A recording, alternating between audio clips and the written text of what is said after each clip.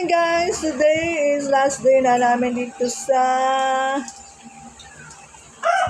Quezon Province, Lucena City. And dahil last day na namin, kailangan namin magkape-kape. Kape ko, kape niya. Hi, good morning. Baby, yung CNP pa yan. Kape niya. Hey, good morning!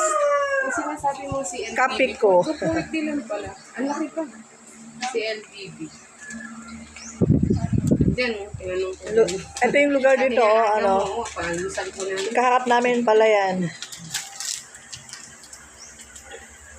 Malawak na pala yan ni Uncle. Walang pagusan? Walang sinabi niya. Skyflex. Ha? Skyflex. Sorry. Skyflex. Para pantanggal ng hapdinan siya. Sinabi niya agad dito.